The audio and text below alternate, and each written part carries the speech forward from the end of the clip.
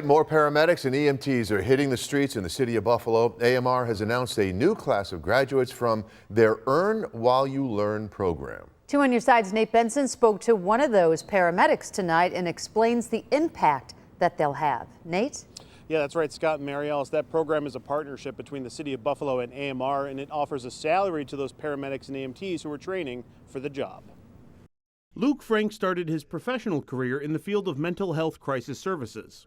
Whenever I did a lot of crisis service work, I really enjoyed working with people, but I always had a kind of a fond of EMS when they came to help out. And after a few years, he wanted to change career paths to become a paramedic. I was in my mid-20s and always wanted to make the jump, but never really could figure out how. That's where AMR's Earn While You Learn program came into play and changed Luke's trajectory. We pay the providers to go to school and then a living wage, and then when they complete school, they're full-time employees for us and we put them on the streets. Scott Karaszewski is the chief EMS officer for AMR in Buffalo.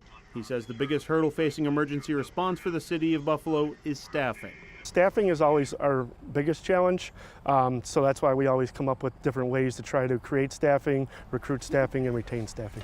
Since the program started in 2018, more than 430 paramedics and EMTs have graduated from the program and have worked at least 1 year in Buffalo. They spend part of their time in the classroom and part of their time in the field. You learn textbook stuff and then you see how things are really kind of go on out there, and you really can get both aspects from the street and from the class.